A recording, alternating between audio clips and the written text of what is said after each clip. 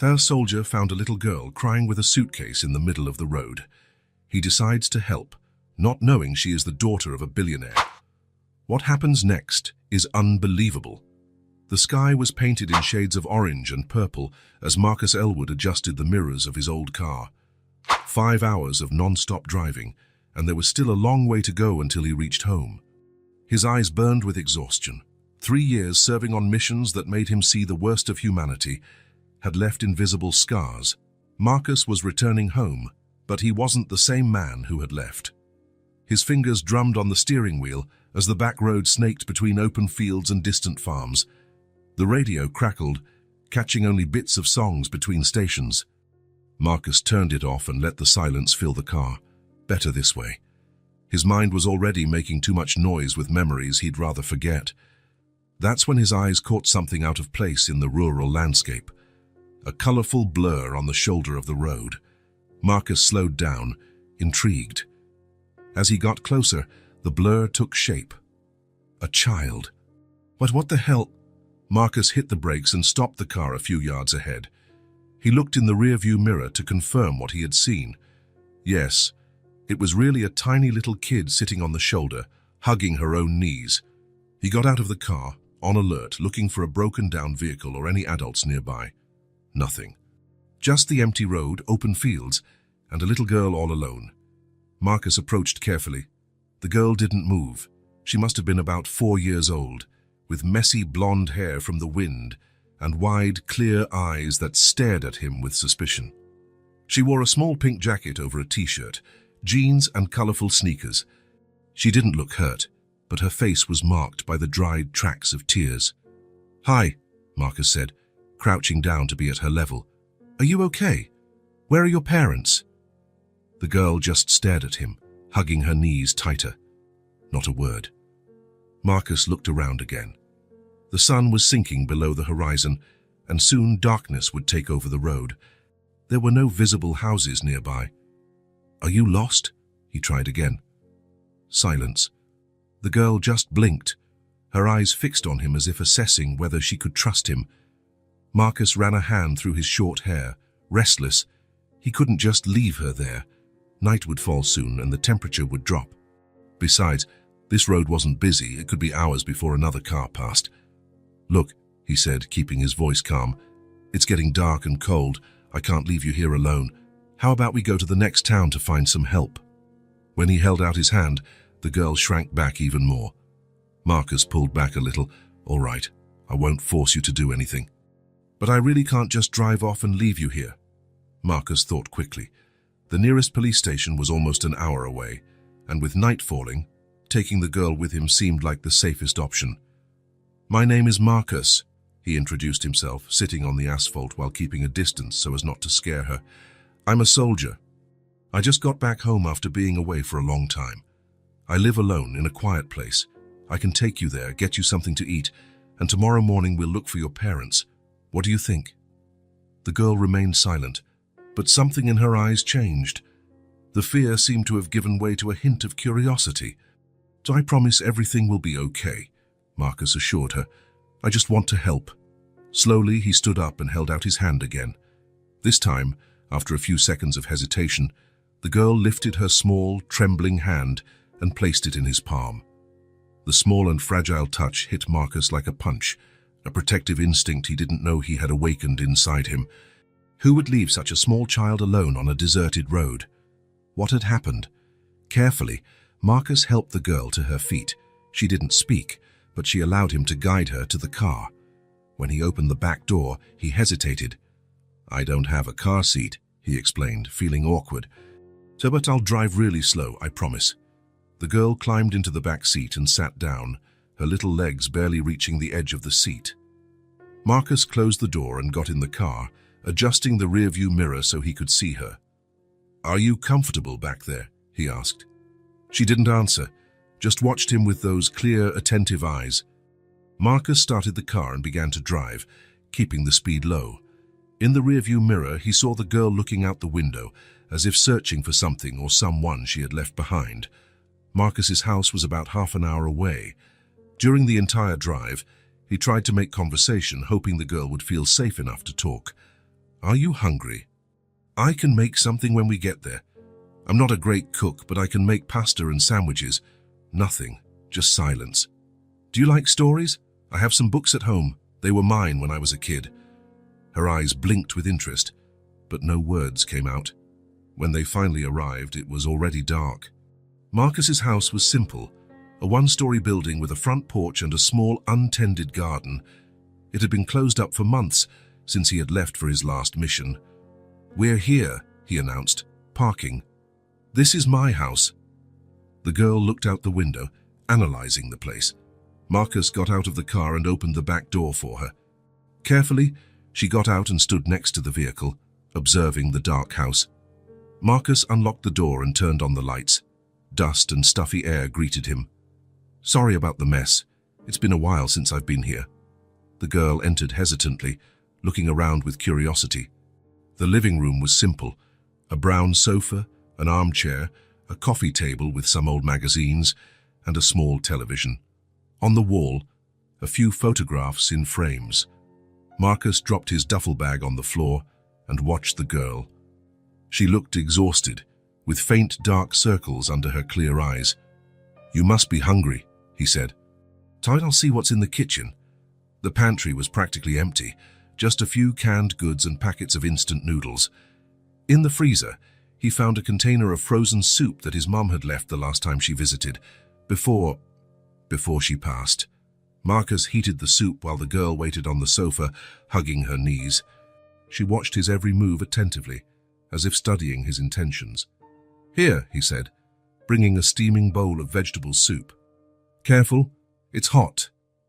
The girl accepted the bowl but didn't start eating immediately. First, she looked at Marcus, then at the soup as if waiting for permission.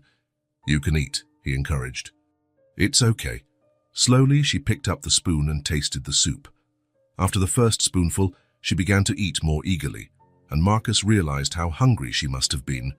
While the girl ate, he brought a glass of water and sat in the armchair across from the sofa, giving her space. "You know, it would be easier to help you if I knew your name," he tried again. "Can you tell me what you're called?" The girl just kept eating, ignoring the question.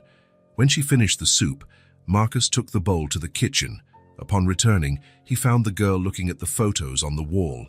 One of them showed a younger Marcus next to a woman with graying hair and a gentle smile. "That's my mum," he explained, stopping beside her. "She used to live here with me, but she got sick and passed away a few years ago." The girl looked at him, and for the first time, Marcus saw something that looked like understanding in her eyes, as if she understood what it meant to lose someone. "Let's get a place for you to sleep," Marcus said, changing the subject. "You can stay in my room, and I'll sleep on the sofa." He led her to the small bedroom with a single bed covered by a navy blue quilt. Marcus opened the closet and took out clean sheets, quickly changing the bedding. "I don't have any pajamas your size, but..." He rummaged through the drawers and found an old t-shirt. "And this should work as a nightgown for tonight." The girl took the offered t-shirt, holding it with both hands. "The bathroom is over there." Marcus pointed to a door in the hallway. "There are clean towels in the closet, and, well, I guess you'll need help with a bath, right?" The girl looked at him with an indecipherable expression. "Okay, let's do this. I'll fill the tub with warm water and you can wash up by yourself. I'll stay right outside, and if you need anything, just call. How does that sound?" To his surprise, the girl nodded slightly. It was the first sign of communication she had shown. Marcus prepared the bath, testing the water temperature to make sure it was comfortable. He left clean towels and the folded t-shirt on the toilet lid. "It's all ready," he said. "I'll wait out here, okay?" While the girl was in the bath, Marcus sat in the hallway, his back to the bathroom door. His mind raced with 1,000 questions. Who was this child? How did she end up on the road? Where were her parents? Tomorrow he would have to take her to the police station. But what if no one was looking for her? The bathroom door opened, and the girl came out wrapped in a large towel that dragged on the floor behind her. Her wet blonde hair framed her clean little face, and without the dirt from the road, Marcus could see how crystal blue her eyes were. "Look at you. You seem to be feeling better," he smiled. "Come on, I'll help you get dressed." Marcus's t-shirt looked like a dress on the girl, reaching almost to her ankles. He led her back to the room and helped her get into bed. When he covered her with the blanket, he noticed she was shivering slightly. "Are you cold?" he asked. Marcus went to the closet and got an extra blanket, spreading it over her. "Is that better?" The girl watched him with those huge eyes but remained silent. Marcus sat on the edge of the bed. "Tomorrow we'll look for your parents, okay? I'm sure they're very worried about you." Something crossed her face, a shadow of fear. Marcus noticed and felt a tightness in his chest. "Hey, it's going to be okay, I promise. You're safe here." He stood up to leave but felt a small hand grab his wrist. The girl was looking at him with a pleading expression. "Do you want me to stay a little longer?" he asked. A small positive nod. Marcus sat down again. "All right. I'll stay until you fall asleep." He began to hum a lullaby that his mother used to sing when he was little. Gradually, he saw the girl's eyes grow heavy. Before falling completely asleep, she reached out and held his hand, as if needing to make sure he wouldn't leave. When her breathing finally became deep and regular, Marcus carefully let go and left the room, leaving the door ajar. In the living room, he picked up the phone and hesitated. Should he call the police now? But it was late, and the girl was exhausted. Maybe it was better to wait until morning. Marcus settled on the sofa, knowing he wouldn't sleep well. His thoughts were fixed on the little blonde girl sleeping in his room, a child who wouldn't speak, abandoned on a deserted road. While staring at the ceiling, Marcus made a silent promise. He would protect her, no matter what happened. Maybe this was what he needed to finally leave behind the ghosts of the battles he had fought. Maybe taking care of this girl was the way to recover something he didn't even know he had lost. Marcus woke up to the first rays of sun streaming through the living room window. His neck ached from the awkward way he had slept on the sofa. He got up silently and went to the bedroom, peeking through the ajar door. The girl was still asleep, wrapped in the blankets like a protective cocoon. Only her blonde hair spread across the pillow revealed her presence there. Marcus watched her peaceful breathing and closed the door carefully. In the kitchen, he brewed a strong cup of coffee for himself. As he drank it, he looked out the window, thinking about what to do. The plan was to take the girl to the police station today, but something bothered him. The way she cowered, the persistent silence, the fear in her clear eyes. There was a story there, and Marcus wasn't sure that handing her over to the authorities immediately would be the best thing. "She needs to trust someone first," he muttered to himself. He grabbed his car keys and left, leaving a note on the coffee table. "Be back soon, there's cereal and milk in the kitchen, Marcus." The small convenience store on the corner of the main street was almost empty at that time of the morning. Marcus walked through the aisles, unsure of what to buy. What would a 4-year-old girl like? He passed the toy section and stopped in front of a shelf with some teddy bears. After considering for a moment, he chose a medium-sized brown bear with a red ribbon around its neck and bright eyes. It looked friendly and comforting. In the stationery section, he found a notebook with a floral cover, full of butterflies and colorful flowers. He also grabbed a box of colored markers. Maybe drawing could help her express herself, since words seemed to be difficult. While waiting in the checkout line, Marcus also added a few chocolate bars and a box of animal crackers. The cashier smiled as she scanned the items. "A gift for your daughter?" she asked kindly. Marcus hesitated. "No. It's for a child I'm helping." He paid quickly and left, feeling strangely nervous. What if she didn't like the gifts? What if she continued to not speak? When he got home, he found the girl sitting on the sofa, exactly where the table was visible. The note was in her small hands. Though Marcus doubted she could read, the bowl of cereal in front of her was half eaten. Good morning," he said softly, closing the door behind him. "I see you found breakfast." She just watched him with those huge eyes, without responding. Marcus noticed she had put on the same clothes from the day before, now clean and dry. He had washed and dried them during the night. "I brought some things for you," he continued, sitting in the armchair across from the sofa, keeping his distance so as not to intimidate her. He placed the shopping bag on the floor between them and smiled. "Want to see what's inside?" The girl looked at the bag with curiosity but didn't move. "All right, then I'll show you," Marcus said, opening the bag. First, he took out the brown teddy bear, holding it carefully. This guy here looked like he needed a friend. I thought you two might get along." The girl's eyes widened slightly, fixed on the toy. Marcus also took out the floral notebook and the markers. "And I thought maybe you'd like to draw or color. I'm sure you draw better than I do." Finally, he showed her the chocolate and the cookies. "And this is for later if you want." He placed everything on the floor between them and waited. The girl looked at the gifts and then at Marcus, as if trying to understand his intentions. "It's all for you if you want it," he said in a calm voice, kneeling on the floor to be more at her level. "No strings attached." Slowly, like a cautious little animal, she slid off the sofa and approached. First, she touched the notebook with her fingertips, running them over the colorful flowers on the cover. Then her attention turned to the bear. She picked it up carefully, as if it were something precious and fragile. Holding it with both hands, she examined its plush face, the bright eyes, the red ribbon. Then, in a gesture that made Marcus's heart ache, she brought the bear to her face and pressed her cheek against the soft fabric, closing her eyes for a moment. It was the first sign that she was starting to trust him. Marcus smiled, feeling a wave of relief. "Looks like you two are going to get along." She hugged the bear to her chest and, for the first time, her lips curved into a small smile. It was subtle, just a slight lifting of the corners of her mouth.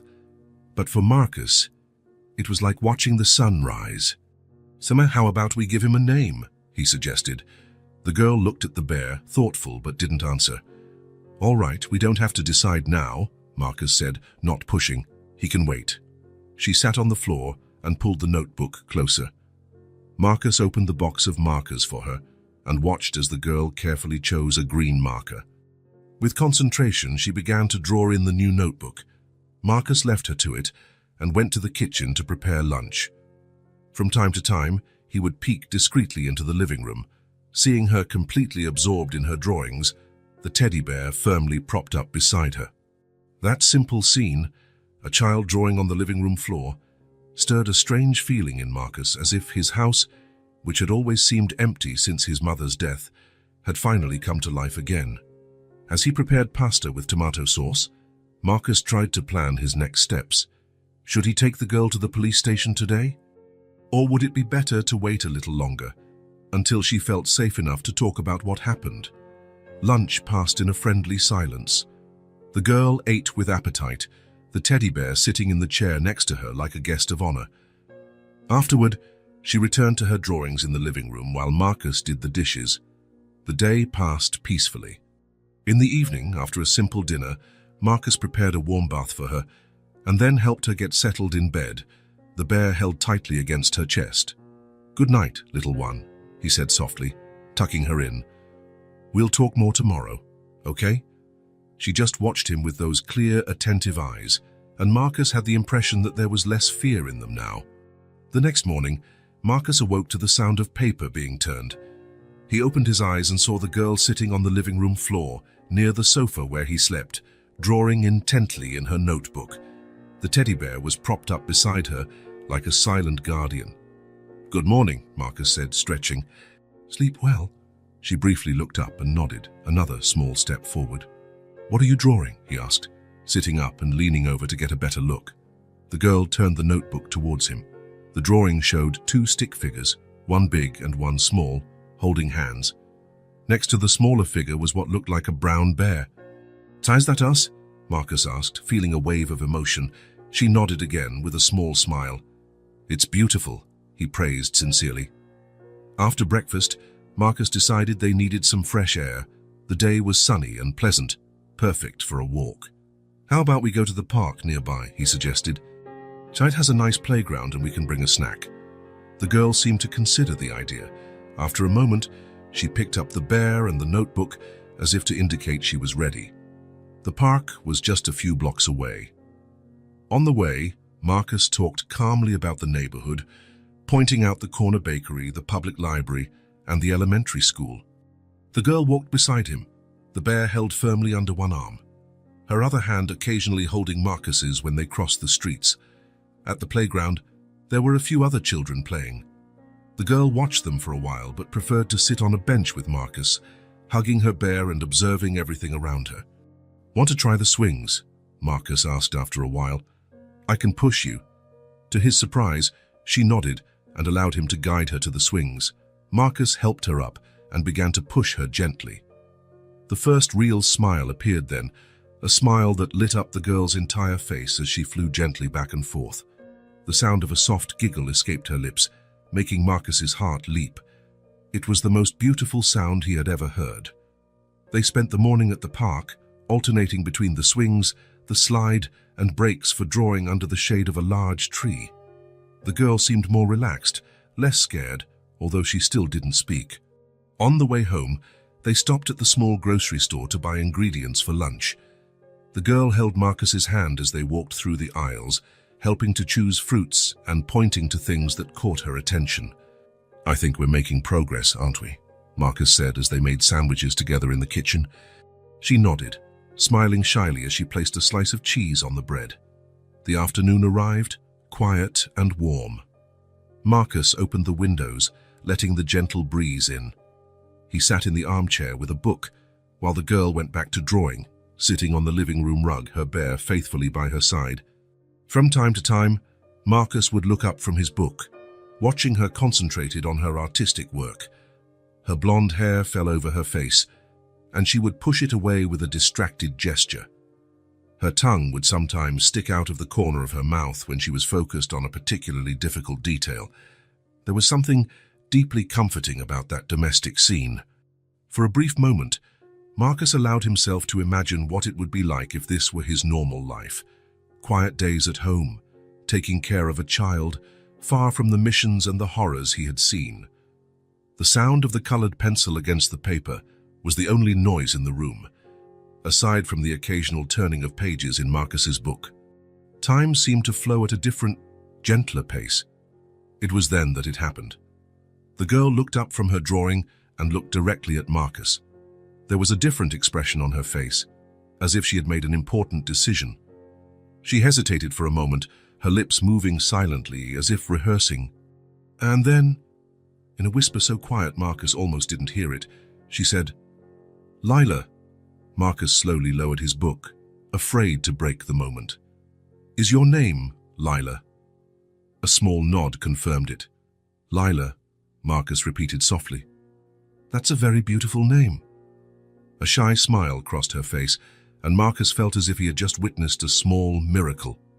"It's very nice to meet you, Lila," he said formally, extending his hand as if they were meeting for the first time. "I'm Marcus." To his surprise, she took his hand and shook it briefly with her little fingers. Then she hugged the teddy bear against her chest and, in a tiny voice, it continued, "Thank you for getting me off the road. I was very scared." The words were simple, but they hit Marcus like a punch.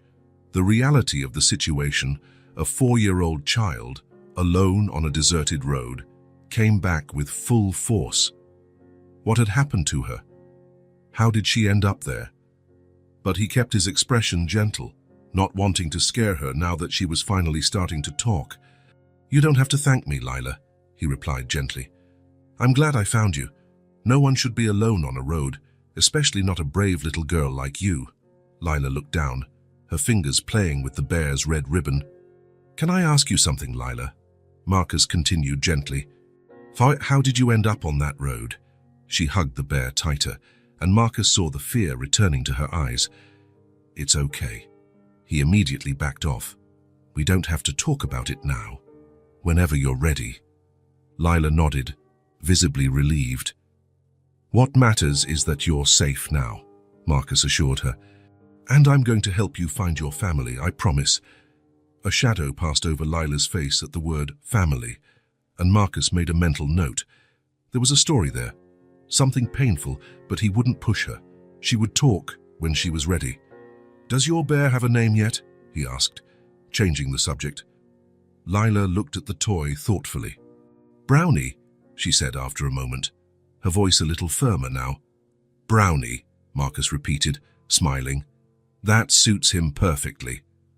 Lila smiled back, and something in that smile made Marcus feel a pang in his chest. This was the beginning of something important.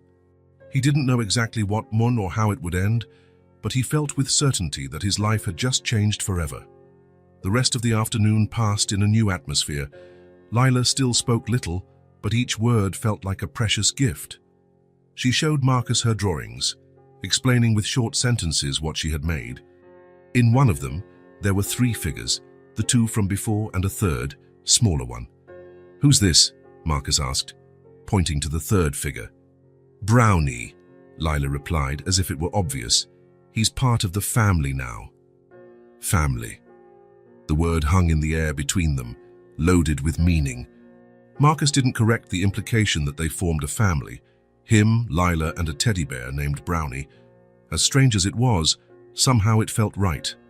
That night, when he put her to bed, Lila held his hand before he could leave the room. "Marcus," she said, testing his name out loud for the first time, "you're going to stay, right?" "I'll be right here," he promised. "I'll sleep in the living room right nearby. If you need anything, just call."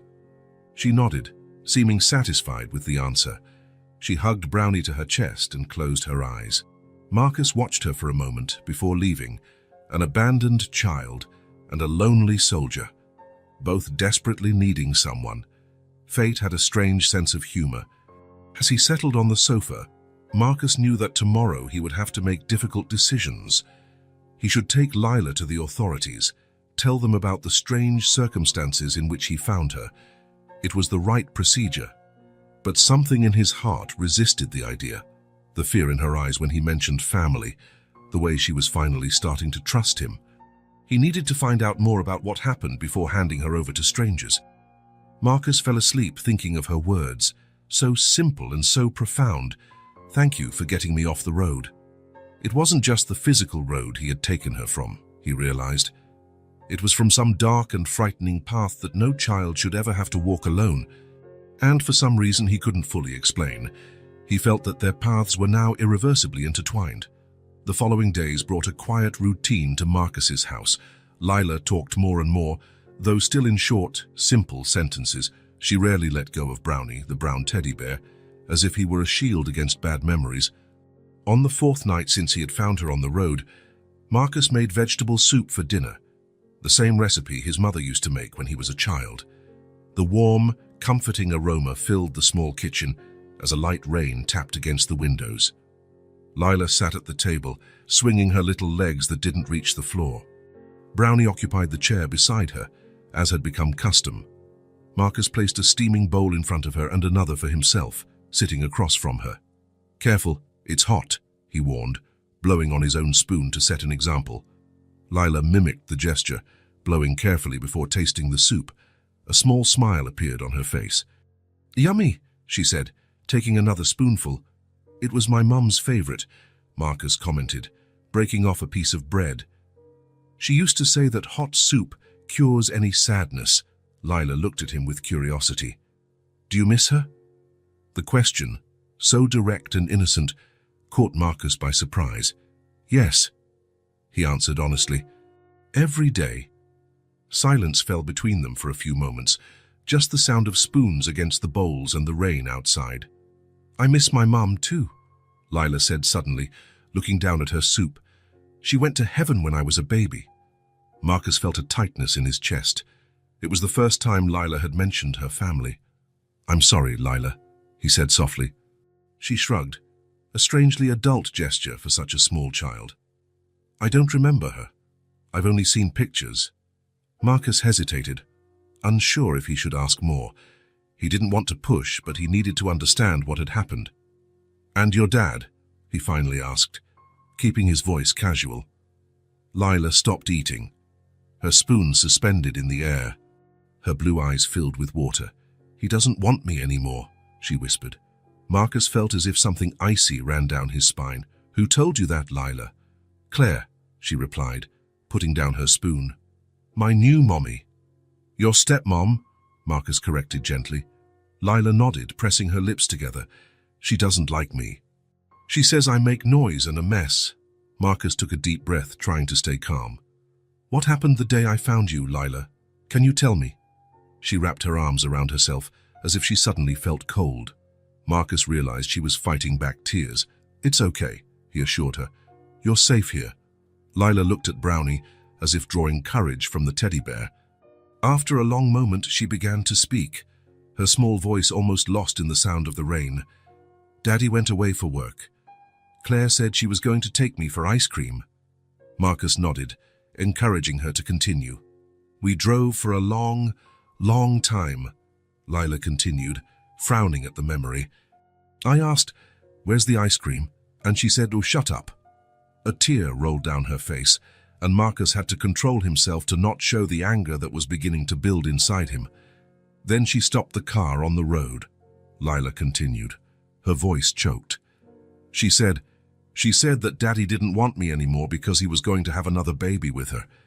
A real baby of their own. Marcus closed his eyes for a second, trying to process the cruelty of those words.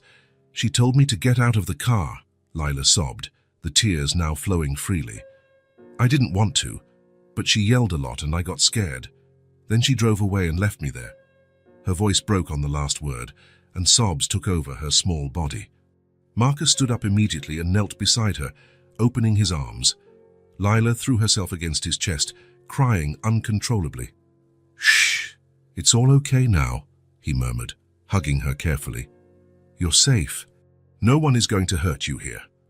Marcus felt a mix of emotions, a burning rage against the woman who had abandoned a child on a deserted road, a deep sadness for Lila's pain, and a fierce determination to protect her. I was so scared, Lila sobbed against his shirt. It was dark and cold and there were strange noises. I know, little one, Marcus said, rocking her gently, but you were very brave. Very, very brave. They stayed like that for a long time, until Lila's sobs subsided to occasional sniffles. Marcus took a napkin and gently wiped the tears from her little face. Lila, look at me, he said firmly. When her blue eyes met his, he continued, What Claire said isn't true. No real father would abandon his daughter. I'm sure your dad is looking for you right now. Desperate. Really? She asked with a trembling voice. Really? Marcus guaranteed. And tomorrow we're going to the police station to help your dad find you. Lila bit her lip, looking scared. So what if he's not looking for me? Then I'll take care of you, Marcus replied without hesitation. I promise you will never go through something like this again. Lila looked at him with her big blue eyes, as if assessing the sincerity of that promise. After a moment, she nodded, seeming to accept his words. Can I keep Brownie? She asked in a low voice. Of course you can, Marcus smiled, brushing a blonde strand from her face. Brownie is your friend, and friends stick together. Lila pulled away a little and looked at the soup, now cold in the bowls. I'm not hungry anymore. That's okay, Marcus said, standing up. How about some hot chocolate and then bed? We have a big day tomorrow. She nodded, seeming relieved to not have to talk about it anymore. Marcus made hot chocolate, adding small marshmallows that floated like tiny white islands. Lila drank in silence, occasionally offering a sip to the teddy bear. As he helped her get ready for bed, Marcus couldn't stop thinking about what he had heard. How could someone be so cruel to a child? Abandoning a 4-year-old girl on a deserted road wasn't just cruel, it was criminal. Lila settled into bed, Brownie held tightly against her chest. Her eyes were swollen from crying, but there was a new tranquility in them, as if sharing her secret had lifted a great weight. Marcus, she called out as he was about to leave the room. Yes, thank you for not leaving me. The simple words hit Marcus hard, and he had to swallow the lump that formed in his throat. I'll never leave you, Lila, he promised. Good night, little one. Good night, she replied, her eyes already closed. In the living room, Marcus sat on the sofa and ran his hands over his face. Tomorrow they would go to the police station. He would tell them everything, how he found Lila, what she revealed about the abandonment. He hoped they could locate her father quickly. But a part of him, a part he didn't want to admit, feared what would happen next. What if the father was involved? What if Lila ended up in a children's shelter? Marcus shook his head, pushing those thoughts away. The important thing now was to do what was right for Lila. She deserved to be with her family, her real family, who loved her, even if it meant saying goodbye. The next morning, the sky was covered with grey clouds. Marcus prepared breakfast in silence, while Lila, sitting at the table with Brownie by her side, played distractedly with the cereal in her bowl. "Not hungry?" Marcus asked, sitting across from her. Lila shrugged, without looking up. "Are we really going to the police station today?" The question was loaded with anxiety. Marcus could see how her little fingers gripped the spoon tightly. "Yes, little one, we need to find your dad," he replied gently. "I'm sure he's very worried about you." Lila bit her lower lip. "And what if he's not?" Marcus reached his hand across the table and touched hers lightly. "Then we'll figure it out together, okay? One step at a time." She nodded, not looking entirely convinced, but went back to eating her cereal. After breakfast, Marcus helped Lila get ready. He had washed her clothes again, the same jeans, t-shirt and pink jacket she was wearing when he found her. They looked small and worn now after days of continuous use. "I think we need to buy you some new clothes," he commented while fixing her hair. "What do you think?" A small smile appeared on Lila's face. "Can I choose?" "Of course you can," Marcus smiled back, relieved to see her a little more cheerful. On the way to the police station, Lila was silent in the back seat, hugging Brownie and looking out the window. From time to time, Marcus would watch her in the rearview mirror, trying to decipher her thoughts. What was going through the mind of a 4-year-old who had been abandoned by her stepmother and was now about to face the authorities?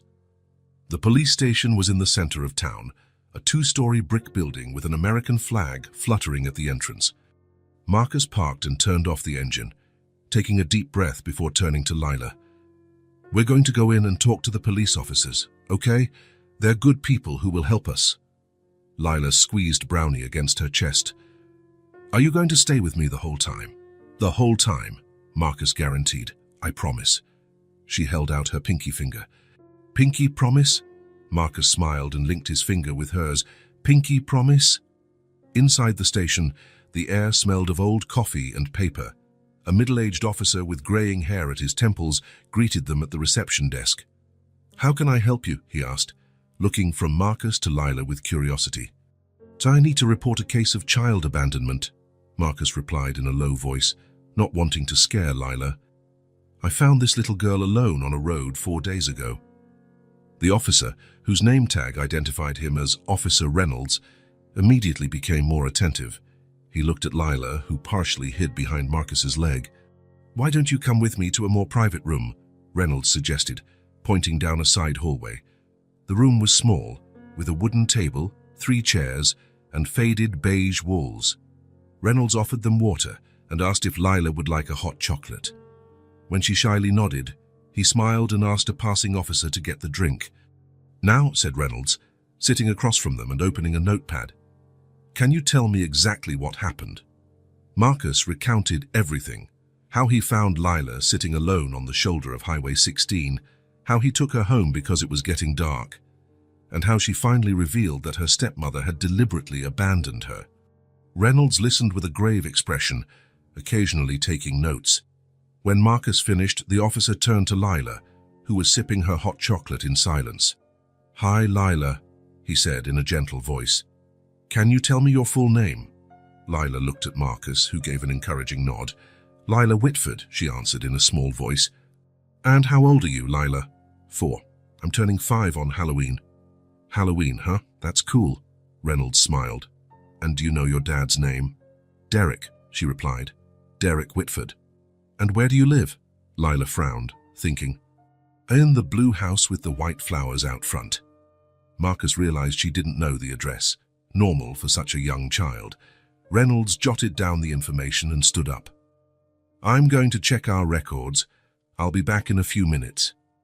As the officer left, Lila leaned towards Marcus. "Is he going to find my daddy?" "I hope so, little one," Marcus replied, trying to sound confident. Minutes turned into almost an hour.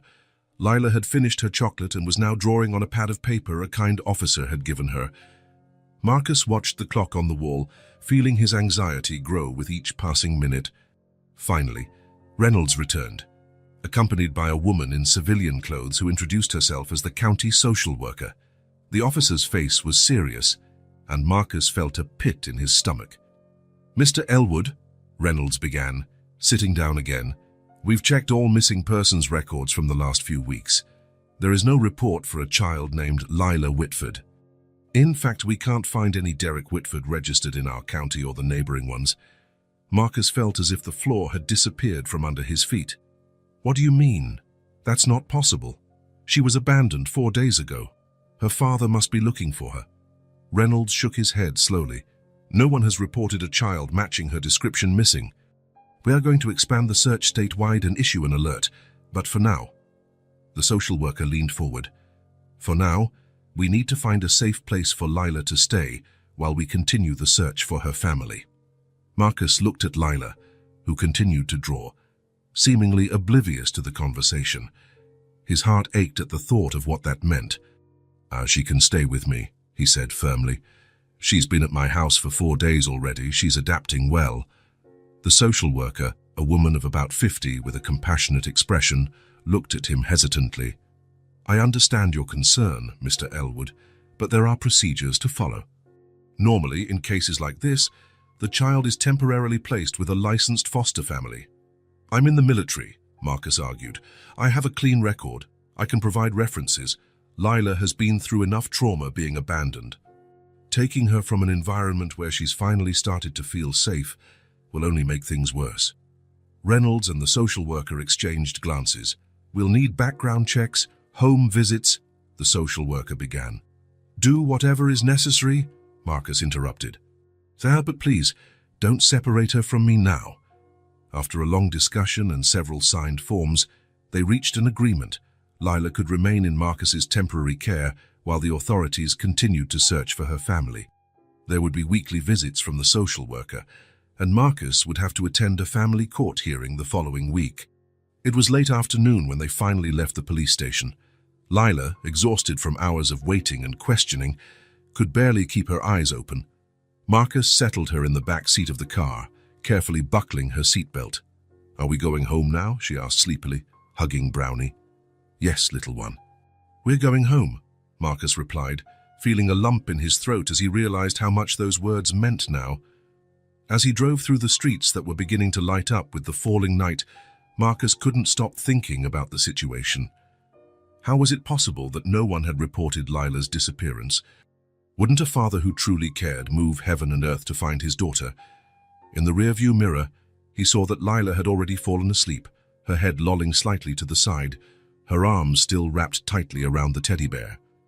Her little face was peaceful in sleep, with no sign of the worries that plagued her when she was awake. Marcus felt a strange mix of emotions, helplessness in the face of the complicated situation, anger at the apparent indifference of Lila's father, and a growing sense of responsibility for this small life that, for some mysterious reason, had been placed in his path. What would happen now? What if they never found her family? Or worse, what if they found them and discovered that the father really didn't want her? As the unanswered questions swirled in his mind, Marcus made a silent decision. No matter what happened, he would protect Lila. Somehow, they would make this work. The road ahead of him seemed like a reflection of his life now, uncertain and full of unexpected turns, but somehow also full of possibilities. The days turned into weeks. Autumn advanced, painting the trees in shades of red and gold, and Marcus and Lila's life fell into a surprisingly natural routine. The social worker, Mrs. Bennett, made her weekly visits, observing the changes in the house with silent approval. Marcus had transformed the small guest room into a suitable space for Lila, with freshly painted walls in a soft shade of lavender. A new bed with a star-patterned comforter, a small bookshelf with children's books, and a colorful dresser now occupied the previously empty space. The search for Lila's father continued, but with no results. No Derek Whitford had reported a missing daughter, and the authorities expanded the search to neighboring states. Marcus tried not to think about it too much, focusing on giving Lila the stability she needed while the search went on. The first few nights were difficult. Lila would wake up crying from nightmares, calling for her father. Marcus would rush to her room, sit on the edge of the bed, and comfort her until she fell back asleep. But gradually, the nightmares became less frequent. During the day, Lila blossomed. Her personality began to emerge, curious, intelligent, and surprisingly resilient, for a child who had been through so much. She talked more and more, asking questions about everything from why the sky is blue to how the TV remote worked. Marcus discovered that he enjoyed answering her questions, even when he wasn't sure of the answer. "Let's find out together," became a common phrase between them, followed by searches in books or on the computer.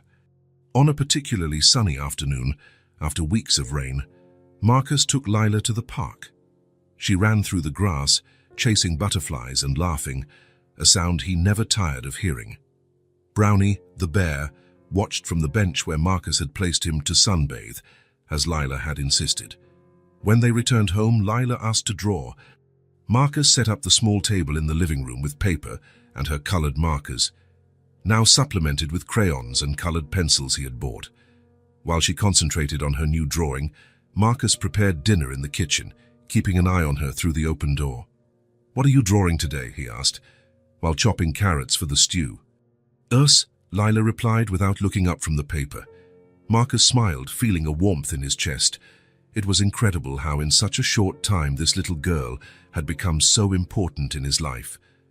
The drawing took shape under Lila's small hands, 2 stick figures, one large and one small, holding hands. Beside them, a brown bear the size of the smaller figure. A house with large windows and colorful flowers in the garden completed the scene. Almost all of Lila's drawings now showed the two of them together, sometimes with Brownie, sometimes doing things they had done, like walking in the park or cooking together. Marcus carefully kept each one in a special folder. As the stew simmered on low heat, Marcus sat at the table with Lila, watching her work. Her blonde hair fell over her concentrated face, and she distractedly pushed it away with her hand, leaving a small blue smudge on her cheek. Suddenly, without warning, Lila looked up from the paper and asked, "Do you have a family, Marcus?" The question caught him off guard. It was typical of Lila to ask direct questions without beating around the bush as only children can. Marcus took a deep breath before answering. There was something in the innocence of those blue eyes that demanded honesty. "I used to live with my mom," he began, feeling the familiar tightness in his chest whenever he spoke of her. "She got very sick and passed away. After that, I didn't know what to do, so I joined the army." Lila lowered her head, processing the information. Her small fingers played with the blue pencil. "I'm sorry," she said finally, with a seriousness beyond her years. "I lost my mum too, and my dad got married again." Marcus felt his heart ache. There was so much in common between them. Two people marked by loss, finding comfort in each other. He reached out and gently ran his hand through her hair, tucking a blonde strand behind her ear. "Sometimes the hardest things lead us to places we never imagined," he said softly. Lila seemed to reflect on this for a moment. Then, to Marcus's surprise, she smiled, a bright smile that reached her eyes, and hugged Brownie, who was sitting in her lap. "Like you finding me on the road?" she asked. "Exactly," Marcus smiled back. Silence fell between them for a moment, but it wasn't an uncomfortable silence. It was the kind of silence that exists between people who understand each other. "The stew should be ready," Marcus said finally, getting up. "Want to help me set the table?" Lila nodded enthusiastically, carefully putting away her pencils. She now had small chores that she performed with pride, helping set the table, putting away her toys, feeding the fish they had bought together for the small aquarium in the living room. As they ate dinner, Marcus observed how Lila had changed since that first night. It wasn't just that she talked more or smiled more. There was a confidence in her now, a sense of security that didn't exist before. "Tomorrow is grocery day," he commented.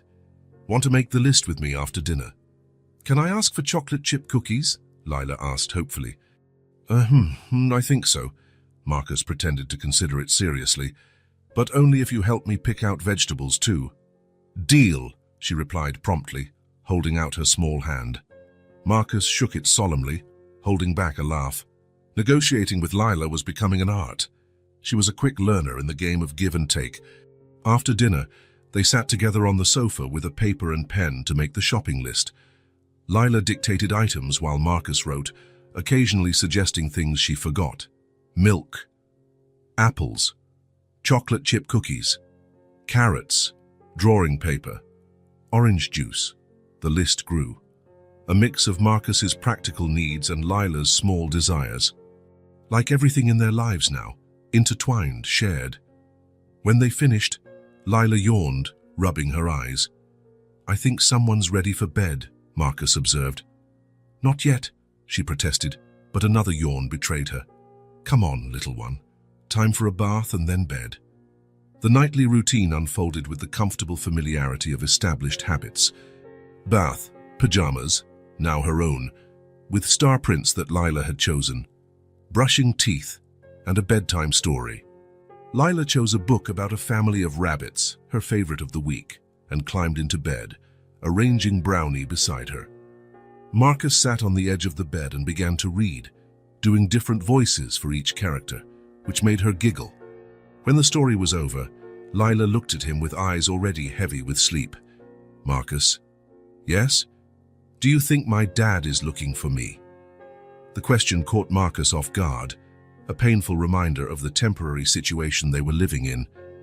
He hesitated, wanting to be honest, but also not wanting to hurt her. "I'm sure he is, Lila," he finally replied. Maybe he doesn't know where to look, or maybe something happened that's stopping him, but we're still looking for him, and we're going to find him." She nodded, seeming to accept the answer for now. "When we find my dad, will you still visit me?" Marcus felt a lump in his throat. It was a question he himself had been avoiding, the inevitable moment when he would have to return Lila to her real family. "Of course I will," he promised, trying to keep his voice steady. "If your dad allows it, I would be very happy to visit you." That seemed to reassure her. Lila smiled and snuggled deeper under the covers. "Good night, Marcus." "Good night, Lila." He leaned down and lightly kissed her forehead. Before leaving the room, he paused at the door and looked back. Lila was already almost asleep, hugging Brownie, her serene little face in the soft light of the lamp. In the living room, Marcus took the folder with Lila's drawings and slowly flipped through them. On every page, the same basic image, the two of them together, happy. For a 4-year-old, the world was that simple. People who cared about each other stayed together. He knew that reality was more complicated. He knew his role in Lila's life was temporary, just a guardian until her real father was found. But that didn't diminish the affection he felt for her, nor did it make the bond they were forming any less real. In the armchair in the living room, watching the stars through the window, Marcus thought about how life could change in an instant. A month ago, he was just a lonely soldier returning to an empty house. Now, he was the temporary protector of a little girl who had brought light and purpose to his days. Whatever the future held, Marcus knew he would never forget these weeks. The bonds growing between them might be temporary, but they were real, and for now that was enough. The rain fell heavily in Seattle, washing the streets and creating a grey veil over the city. Derek Whitford looked out the taxi window, exhausted after a 3-week business trip. His briefcase rested beside him, full of signed contracts and the satisfaction of a job well done. All he wanted now was to get home, hug his daughter, and rest. The taxi stopped in front of a 2-story house in a quiet neighborhood. It was an elegant building, with a well-kept garden and a light blue facade. Derek paid the fare, grabbed his suitcase, and ran under the rain to the porch. He had barely put the key in the lock when the door swung open. Claire, his wife of 2 years, stood there, her eyes red and swollen, her face streaked with tears. Derek felt an immediate tightness in his chest. "What happened?" he asked, dropping the suitcase on the floor of the entryway. Claire sobbed and threw her arms around him. "Oh, Derek, it's Lila. She's gone." Derek's world seemed to freeze. "What do you mean, gone? What are you talking about?" Claire pulled away, wiping her eyes with the back of her hands. "She was playing in the backyard. I just went inside for a minute to answer the phone. When I came back, she had vanished." Derek felt his legs go weak. He leaned against the wall, trying to process what he was hearing. "When was this?" he asked, his voice strained. 4 days ago, Claire replied, sobbing. "I looked everywhere. I called all the neighbors. I called the police." 4 days, Derek nearly shouted. "My daughter has been missing for 4 days and you're only telling me now." "I tried to call you," Claire protested. "Your cell was out of service. I left messages at the hotel, but they said you were in meetings out of town. It was true. The last part of his trip had been in remote areas, visiting industrial facilities where the signal was poor. Derek had checked his messages, but there was nothing from Claire. Just a few work emails he answered quickly. What did the police say? He asked, running his hands through his damp hair, trying to calm himself. They're looking, but they have no leads. No one saw anything, no security cameras caught. It's like she just disappeared. Derek ran to the phone and dialed the police station's number. He identified himself and asked to speak with the detective in charge of the case. The conversation was brief and frustrating. No news, no concrete leads, just promises that they were doing everything they could. Hanging up the phone, Derek turned to Claire. I'm going out to look. You stay here in case she comes back or someone calls with information. But it's raining, and it's already night. She's my daughter, Derek yelled, the tension finally breaking his composure. I'm not going to sit around while she's out there, lost and scared. Derek walked out the door without waiting for a response. He spent hours driving through the neighborhood streets, then expanding to nearby areas, stopping and asking anyone he met, showing them the photo of Lila he kept in his wallet. A blonde girl with bright blue eyes, smiling with a missing front tooth. No one had seen anything. The rain continued, relentless, and the night wore on. Around 3 a.m, Derek returned home, drenched and defeated. Claire was asleep on the sofa, a phone in her lap. Derek went upstairs and into Lila's room. It was a cheerful space, with lavender walls and star stickers on the ceiling. The bed was made, the pink blanket stretched over the mattress, the stuffed animals lined up against the headboard, except for one. Derek frowned, noticing the absence of the brown bear that Lila carried everywhere. He sat on the bed that was too small for his adult body and picked up the frame from the nightstand, a photo of him and Lila on her last birthday. 4 years old. His little girl was only 4 years old and was lost somewhere. Where are you, princess? He whispered to the empty room. Derek couldn't sleep. Sitting in the kitchen with a cup of cold coffee in front of him, he tried to understand how it all had happened. Claire's story didn't make complete sense. Lila would never leave the yard by herself. She was cautious, even shy with strangers. And even if she had left, how had no one seen her? A 4-year-old girl alone would surely draw attention. As the sun began to rise, Derek had made a decision. He picked up the phone and called his friend Thomas Tutz, who worked at a local TV station. I need your help, he said as soon as Thomas answered, sleepily. My daughter is missing. 2 hours later, Derek was at the KTCS Channel 9 studio, recording an appeal that would air on the morning news. The makeup couldn't completely hide his deep, dark circles and devastated expression. My name is Derek Whitford, he began, looking directly at the camera, holding Lila's photo. This is my daughter, Lila. She is 4 years old and has been missing for 5 days. She disappeared from our home in Queen Anne's, Seattle, while playing in the yard. She is blonde, has blue eyes, and was last seen wearing a pink jacket, jeans, and colorful sneakers. Derek took a deep breath, fighting back tears. If you have seen Lila, or have any information, please contact the police or the number on the screen.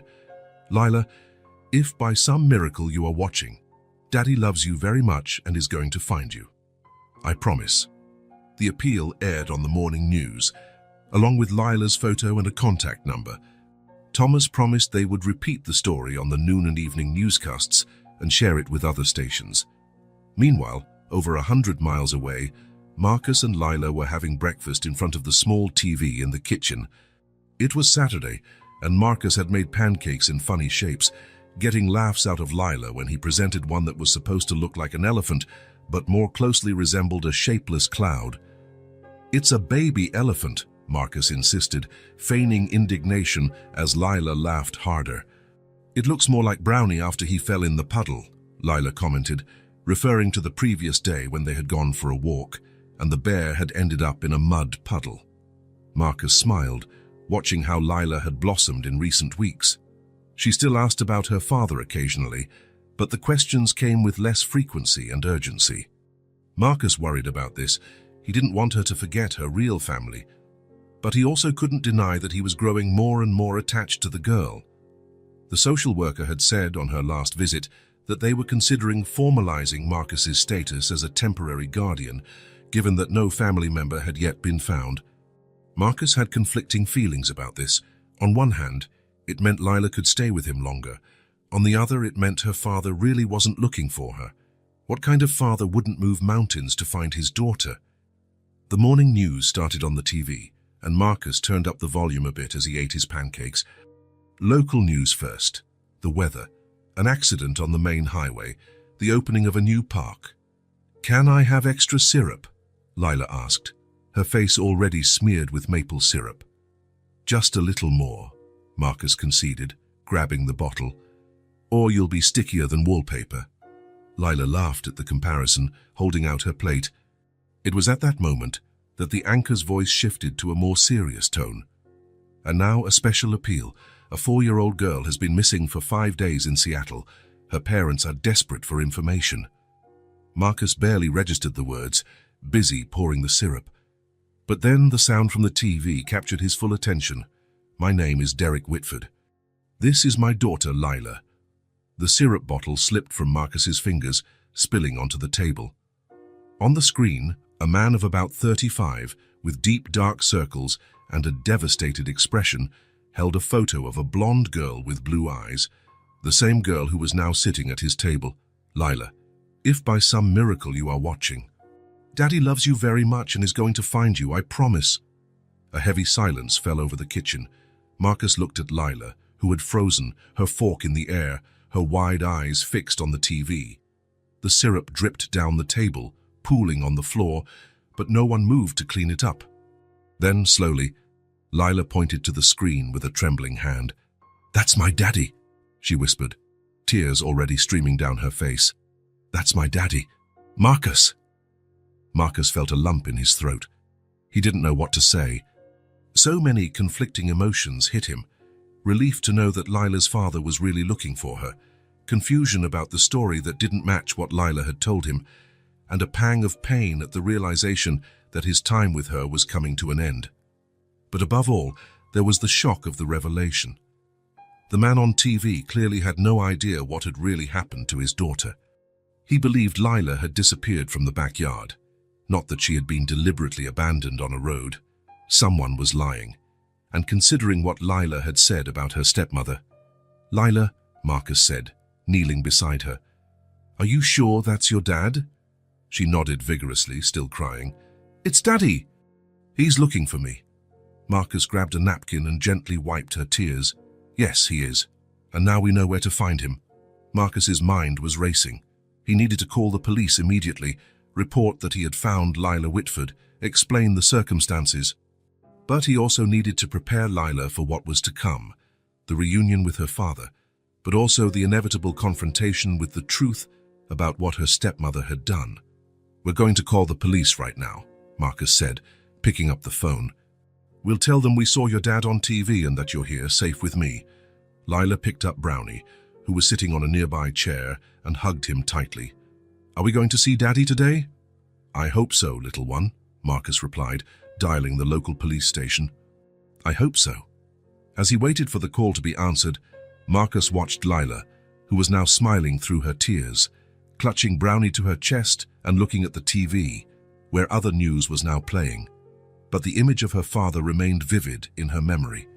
Marcus felt a mix of emotions: happiness for Lila, who would finally be reunited with her father, anger at the stepmother, who had lied and caused so much suffering, and finally, a pang of selfish sadness, knowing that he would soon have to say goodbye to the little girl who had brought so much light into his lonely life.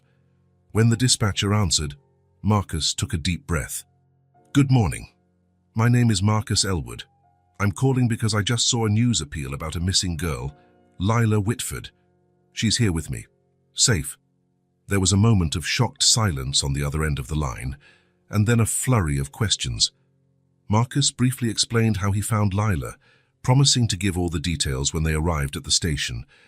Hanging up, Marcus turned to Lila, who was watching him with anxious eyes. "They're going to call your dad right now," he said, smiling despite the lump in his throat. and we're going to the police station to meet him." Lila jumped from her chair and ran to hug Marcus, her small arms barely reaching around his waist. "Thank you, Marcus. Thank you for helping me find my daddy." Marcus knelt and hugged her back, allowing himself for a brief moment to hold the child who had become so important to him. "You're welcome, little one," he murmured against her hair. "You're welcome." Finally, there was a lead. The mystery of Lila's disappearance was about to be solved, but Marcus knew the full story would be even more complicated and possibly more painful than any of them could imagine. The drive to Seattle was quiet. Marcus drove, focused on the road, while Lila, in the back seat, hugged Brownie and looked out the window. Occasionally, their eyes would meet in the rearview mirror, hers anxious, his trying to convey reassurance. "It's okay to be nervous," Marcus said softly, breaking the silence. "It's been a while since you've seen your dad." Lila nodded, hugging the bear tighter. "What if he's mad at me for getting out of the car?" The question squeezed Marcus's heart. Even after everything, she still blamed herself for what had happened. "Your dad isn't mad at you, Lila. He's worried and he misses you. Did you see how sad he looked on TV? That's because he misses you so much." That seemed to reassure her a little. She went back to looking out the window, watching the landscape change as they approached the big city. The police had arranged everything. First, they went to the Seattle police station, where Marcus explained in detail how he found Lila and what she had told him about her abandonment. The officers listened with serious expressions, taking notes and occasionally looking at Lila, who was drawing quietly at a nearby table. "Mr. Whitford is on his way," an officer informed them, entering the room. "He's been told that we found his daughter and well, he could barely speak. He was so emotional." Marcus nodded, feeling a lump in his throat. This was the moment, the end of the journey that had begun on that deserted road weeks ago. "As for the stepmother," the officer continued, lowering her voice so Lila wouldn't hear, "we're investigating. If what the girl says is true, she'll face serious charges." "It is true," Marcus affirmed with certainty. Lila wouldn't lie about something like that. The weight felt endless. Marcus sat next to Lila, helping her color, trying to maintain a sense of normalcy while his own heart pounded. What would he say to her father? What would it be like to see Lila leave with him? Suddenly, there was a commotion in the hallway. Hurried footsteps, an anxious male voice asking for Lila. The door to the room opened, and there he was, Derek Whitford, just like on TV, but even paler and visibly exhausted.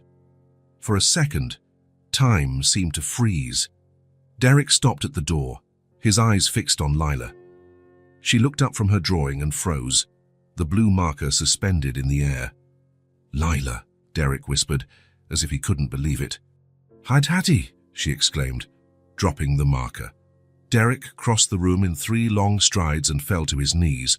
Lila ran to him, and the two met in a desperate embrace. Derek lifted her up, holding her tightly against him, as silent sobs shook his shoulders. "My girl," he repeated between tears. "My little girl. You're okay. You're here."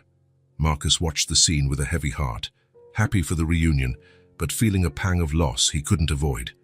After long moments, Derek pulled Lila back just enough to look her in the eyes, touching her face as if to make sure she was real. "Where have you been? What happened? I was so worried." It was then that Lila's expression changed. She frowned, confused, and asked in a small voice, "What about my little brother? The new mommy said you were going to have a baby and that you didn't want me anymore." Derek's face transformed into a mask of shock and then painful understanding. He glanced briefly at Marcus, who nodded, silently confirming what Lila had told him. "Tanako, my love," Derek replied with a choked voice, holding her small hands in his. "That was never true. There is no baby. Claire is not pregnant, and I would never, ever stop wanting you, no matter what happened." Lila processed the information, her blue eyes searching for truth in her father's face. "But she said—" "She lied, sweetheart," Derek said gently. "And she did something very wrong. I looked for you every day, everywhere. I was so scared, wondering where you could be." "I was with Marcus," Lila explained, turning to where Marcus was sitting. He found me on the road and took me to his house. He gave me Brownie and took care of me." Derek looked at Marcus, then, really seeing him for the first time, his eyes were teary, and he seemed unable to find words. "Mr. Whitford," Marcus said, standing up and extending his hand. "Marcus Elwood. I found Lila on the shoulder of Highway 16 about 3 weeks ago. She was alone, scared. I took her home and have been trying to find her family ever since." Derek let go of Lila for a moment to shake Marcus's hand, but the formal gesture quickly turned into a hug. "You saved my daughter," he said, his voice thick with emotion. "How can I ever thank you?" "There's no need," Marcus replied, embarrassed. "Anyone would have done the same." "No," Derek disagreed, pulling away. "Not just anyone. You didn't just save her. You took care of her all this time. You made her feel safe when she was most vulnerable." Marcus then remembered the drawing notebook that Lila had forgotten in the car. "Wait a moment," he said, briefly leaving the room. When he returned, he handed the floral notebook to Derek. "Lila is a great artist. I think she'd like you to see her drawings." Derek flipped through the notebook, seeing page after page of colorful drawings, Lila and Marcus cooking together, walking in the park, feeding the fish, reading stories. A whole life captured in the simple lines of a 4-year-old. "Oh, you really took good care of her?" Derek said, moved. "She's an amazing girl," Marcus replied, looking at Lila fondly. Derek closed the notebook and looked seriously at Marcus. "I need to compensate you somehow. A reward." "I just did what was right," Marcus interrupted, shaking his head. "I don't need a reward for that." There was a moment of silent understanding between the two men, a recognition that some things are done not for money or recognition, but simply because they are the right thing to do. The police informed them that they would need to talk more with Derek about the investigation against Claire, and suggested he take Lila home so she could readjust. Derek nodded, picking up the small backpack Marcus had brought with Lila's few clothes and belongings. The moment of farewell had arrived. Marcus knelt to be at Lila's level, trying to control the emotion that threatened to overflow. "Well, little one, it's time. You're going home with your dad now." Lila looked at him with big blue eyes full of conflicting emotions, happiness at finding her father, but sadness at leaving Marcus. "You can keep Brownie," Marcus added, pointing to the bear she was still clutching. "He'll like your new house." "It's not new," Lila corrected. "It's my old house," Marcus smiled. "That's right." "Sorry." There was a moment of silence, and then Lila ran the last few steps to him and threw her arms around his neck. "Thank you for everything, Marcus," she whispered in his ear. Marcus hugged her back, closing his eyes for a moment, engraving that moment in his memory. When they separated, Lila looked at him seriously. "For you promise you'll visit me?" The question caught Marcus by surprise. He looked at Derek, uncertain. Derek nodded. "It would be a pleasure to have you in our home, Mr. Elwood. Any time." Marcus felt immense relief. It wouldn't be a final goodbye. "I promise," he replied, smiling at Lila. She smiled back, seeming satisfied with the answer. Then she took her father's hand, ready to go home. As they left the police station, Marcus watched the father and daughter walk away together. Lila turned one last time and waved, Brownie held firmly in her other arm. Marcus waved back, feeling a bittersweet mix of happiness and loss. As he drove back home, to a house that would now seem strangely empty, Marcus reflected on the past few weeks. What had started as a chance encounter on a deserted road had turned into one of the most profound experiences of his life. Lila had changed something in him, awakened a side he didn't know existed.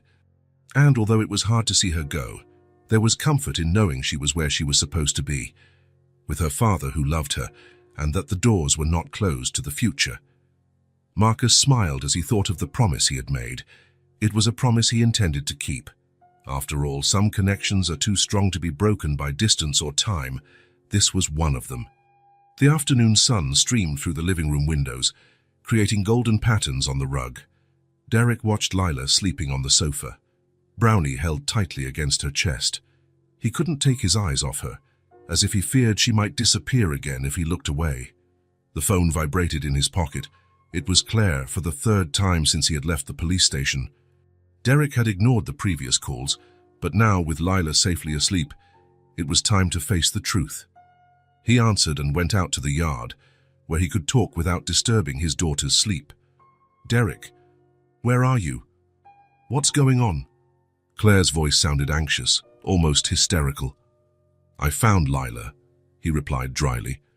There was a silence on the other end of the line, and then, "Oh my God, where? How is she?" The false concern in her voice made Derek's stomach turn. "I'm on my way home now," he said, keeping his voice controlled. "We need to talk." When he returned to the living room, he found Lila sitting up, rubbing her sleepy eyes. "Hi, Princess," he said softly, sitting beside her. "Did you sleep well?" Lila nodded, adjusting Brownie in her lap. "Where are we going?" "Home," Derek replied. "Our home. Is Claire going to be there?" The question came loaded with fear, her blue eyes suddenly alert. "Yes, but don't worry. I'll be with you the whole time. And after today, she won't be living with us anymore." Lila hugged the bear tighter. "Promise?" "I promise, my love." The drive home was silent. Derek watched Lila in the rearview mirror, noticing how she grew more tense as they got closer. When he parked, he saw the living room curtains move. Claire was waiting. The door opened before they could reach it. Claire stood there, impeccably dressed, her face a mask of maternal concern. "My God, you're all right? We were so worried." Lila hid behind Derek's leg, refusing to look at her stepmother. Derek felt her small hand grip his tightly. "Come inside, Claire," he said coldly. "We need to talk." In the hall, Derek knelt before Lila.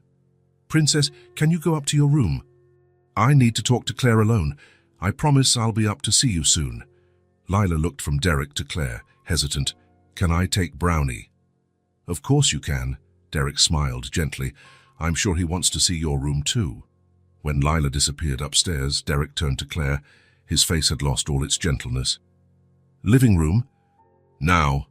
Claire followed him, her worried expression giving way to something more cautious. She sat on the sofa, crossing her legs elegantly. "Where did they find her?"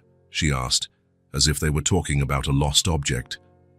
"A man found her abandoned on the side of a road, over 100 miles from here." Claire blinked, but her expression barely changed. "A road? That's absurd. She disappeared from the garden, you know that." "Stop it," Derek said, his voice low but firm. "Lila told me everything. How you took her for a drive, how you told her I didn't want her anymore because we were having a baby together, how you made her get out of the car and left her alone on the road." A heavy silence fell between them. For a long moment, Claire said nothing, just studied Derek with cold eyes. Then, to his surprise, she smiled, a smile without warmth, without humanity. "Why did you do it?" Derek finally asked. Claire lifted her chin, cold. "I don't like children.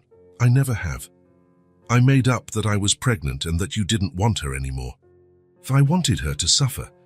The coldness of the reply hit Derek like a physical blow. "Then why did you marry me? You knew I had a daughter. You have money, Derek, a nice house, a good position, and I thought I could convince you to send her to a boarding school or leave her with your parents." She shrugged. "But you were so attached to her. You abandoned a 4-year-old child alone on a road." Derek's voice trembled. "She could have died." "But she didn't, did she?" Claire replied, impassive. "Someone found her, just like I knew they would." Derek took a deep breath, rage pulsing through his veins. "Get your things," he said finally, his voice heavy. "While you're not staying here anymore." Claire stood up, tense. "You can't just kick me out like this." "I can, and I will. I'm already filing for divorce." For a moment, they stared at each other in silence, years of marriage reduced to a chasm of betrayal. Then, Claire grabbed her purse and walked to the door. "I'll get the rest of my things tomorrow," she said coldly. When the door closed, Derek stood there, trembling slightly. Then he remembered Lila waiting upstairs. He went up the stairs and found Lila sitting on her bed, arranging her stuffed animals around Brownie. When she saw him, she stopped, her eyes questioning. "Is she gone?" she asked in a low voice. Derek nodded. "Yes, she's gone." Lila considered this for a moment, then asked in a whisper, "Do you promise she won't come back?" He held out his arms, and Lila came to him immediately. He hugged her tightly, feeling her small, warm body against his. "You can rest easy," he promised, his voice choked. "No one will ever separate us again. She's not coming back." "I promise." Lila relaxed against him, as if a huge weight had been lifted from her small shoulders. A few weeks later, on a sunny Sunday, Derek was in the kitchen when he heard the sound of a car parking. Lila, who had been drawing at the table, jumped up. "It's him, Daddy. Marcus is here." Derek followed her with a smile. Since the reunion, he had spoken several times with Marcus, building a relationship of mutual respect. When he reached the door, he saw Lila running across the yard, Brownie in one hand, her drawing notebook in the other. Marcus had just gotten out of his car and barely had time to steady himself before Lila threw herself into his arms. "You really came," she exclaimed as he lifted her into the air. "I promised, didn't I?" Marcus replied, smiling. Derek walked over to them and extended his hand. "Welcome, Marcus. We're glad you could come." The day passed in an atmosphere of quiet joy. Lila showed Marcus every corner of the house, and especially her new drawings, pages depicting her with her father, and often including Marcus as well. In the afternoon, they sat on the porch with lemonade. Lila played in the yard with Brownie, inventing some elaborate story involving the bear and her other dolls. "She's recovering well," Marcus commented, watching her. Derek nodded. "Thanks to you in large part. What you did for her, I'll never be able to thank you enough." Marcus smiled, shaking his head. "I think she did more for me. After everything I saw on my missions, I was coming back to an empty house with no purpose. Lila gave me something I didn't know I needed." The two men watched in silence as Lila ran across the lawn, laughing, the sun making her blonde hair shine like gold. There was a lightness to her now, a joy that came from the security of knowing she was loved and protected. Sitting there on the porch, Marcus felt something he hadn't felt in a long time. Peace. It wasn't just the relief of knowing Lila was safe. It was something deeper, a sense of belonging he had lost years ago. There, amidst fulfilled promises and true affection, they all found what they needed, a safe place. Not just a physical shelter, but that emotional space where they could be vulnerable and completely accepted. For Lila, it was the security of her father's love and the constant presence of Marcus in her life. For Derek, it was the chance to rebuild a better life with his daughter. And for Marcus, it was the family he never expected to find, born not of blood but of choices. Choices of kindness, courage, and love. As the sun began to set, Marcus knew he would keep coming back to this house, to these people who, in such a short time, had become so important in his life. And that, he realized with a smile, was enough. If this story touched your heart, subscribe to the channel and turn on notifications so you don't miss the next ones. Leave a like, because it helps this story get recommended to more people. See you in the next story.